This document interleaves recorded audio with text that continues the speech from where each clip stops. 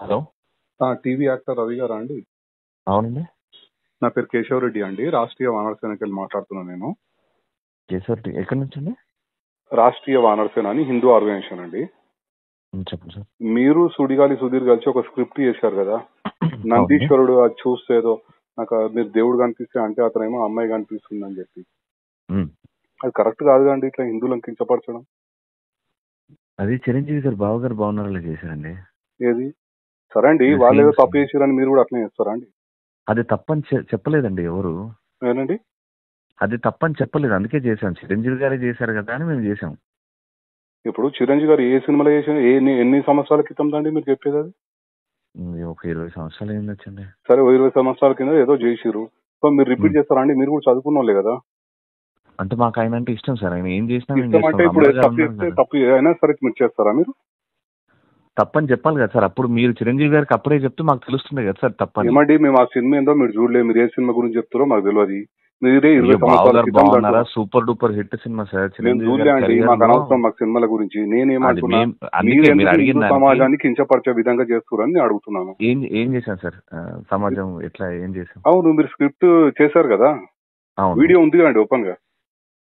అవును, ఏం చేసాము?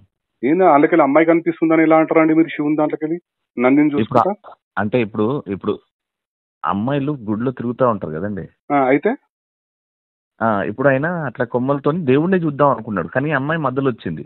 ప్రదక్షిణాలు చేస్తుంటారు కదా సార్, అప్పుడు ఈ అమ్మాయి మధ్యలో వచ్చింది. ఏమైంది, కనిపించారా స్వామివారు అంటే అమ్మవారు కనిపించారు అంటారు. ఇప్పుడు మనం ఇంట్లో అమ్మని చెల్లని వదినని అమ్మవారు అంటాం కదా సార్. అంటారు, కానీ మీరు అంటే ప్రతిసారి ఇట్లా హిందువులను కించపరచుకుంటా మీరు స్క్రిప్ట్లు చేయొచ్చు. మీరు అంటే సమాజానికి ఇక్కడ నేను అడిగింది ఎక్కడ ఏ దేవుణ్ణి కించపరిచాము అని. అవునండి, మీరు ఇప్పుడు నందీశ్వరుడు సుధీర్ చూసి ఏం చూసాడు? శివుని చూసిండా అండి? శివుడు కనబడలేదండి, మధ్యలో అమ్మాయి ఉంది. అవును, మీరు కావాలనే స్క్రిప్ట్ అట్లా చేసిరు కదా. మీరు స్క్రిప్ట్ కావాలని చేసి హిందువులను కించపరచుకుంటా అట్లా అమ్మాయి మధ్యలో కనిపించింది, గుడిలో అమ్మాయిలు కనిపిస్తున్నారు అని ఎట్లా మాట్లాడతారండి మీరు? ఇప్పుడు పార్వతీ మాత ఉంది మన, ఇప్పుడు పార్వతీ మాతను మనం అమ్మవారని పూజిస్తాం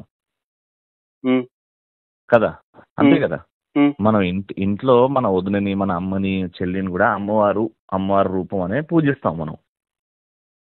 ఎవరైనా ఆడవాళ్ళని అమ్మవారు లెక్కనే చూస్తాం, కాదని అంటలేను. కానీ మీరు స్క్రిప్ట్లలో మీరు ఈ రకంగా కించపరుచు చేయడం ఎంతవరకు కరెక్ట్ అని అడుగుతున్నా.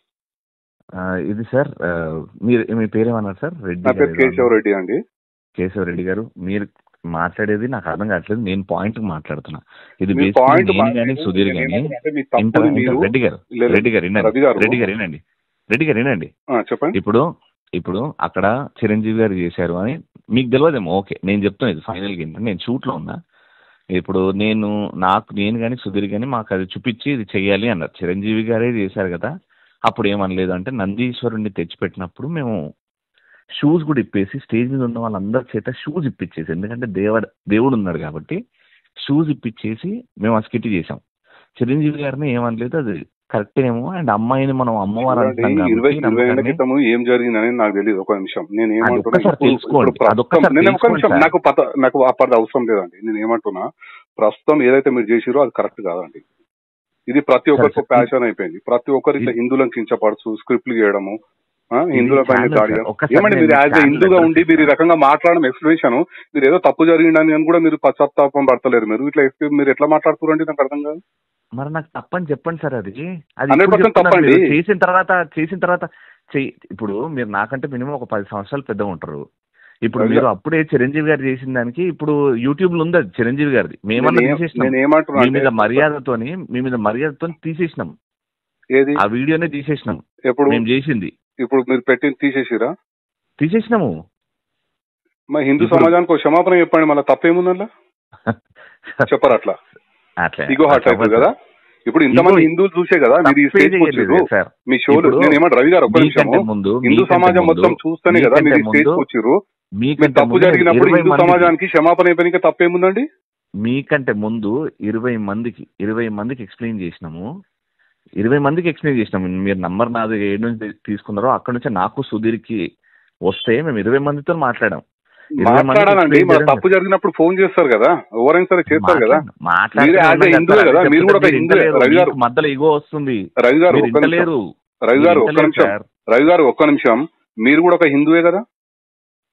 నేను ఇండియన్ సార్. మీరు ఇండియన్, హిందూ కాదైతే. అంటే ఇట్లనే కించపరచు పోస్టులు పెడతాము, మాకు ఎవరన్నా ఇట్లా ఫోన్లు చేసినప్పుడు తీసేస్తాం, అంతే కదా? మీరు ఏం చెప్పలేదు సార్. పోస్ట్ మీరు ఇగోతో మాట్లాడితే ఏం చేయలేము సార్. ఇగోతో కాదండి, మీరు చేయడమే తప్పు చేస్తారు.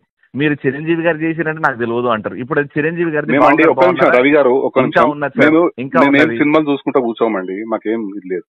మీ మా దృష్టికి వచ్చింది కనుక మేము ఒక హిందూ ఆర్గనైజేషన్ కనుక మీకు కాల్ చేశాను. నేను అసలు ఏంది మీరు ఈ రకంగా చేయడం ఎంతవరకు కరెక్ట్ అని చెప్పి మీరు నేను ప్రశ్నిస్తున్నాను.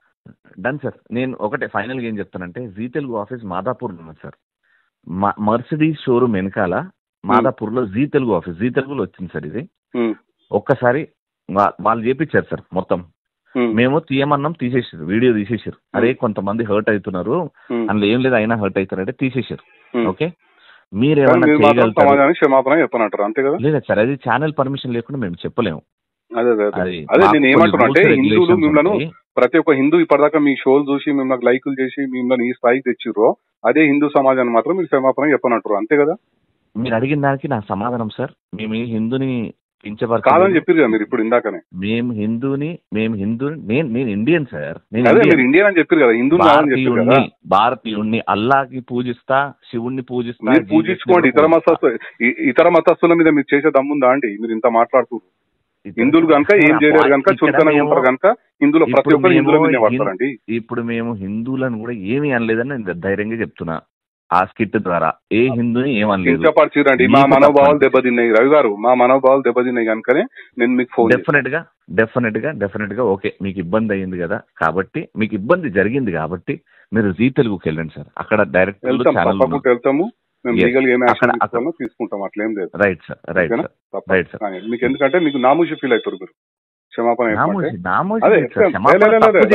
రాంగ్ అండి, మీరు రాంగ్. నేను ఏమంటున్నా, మీరు ఎట్లా మాట్లాడుతారు అంటే మేము చేస్తాం ఇట్లానే అన్నట్టుగా మీరు మాట్లాడుతారు.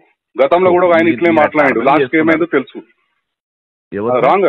ఎవరు చేసినా హిందూ సమాజానికి కించపడితే ఎవరైనా సరే వాళ్ళకి చట్టపరంగా బుద్ధి అయితే చెప్పొచ్చు కదా.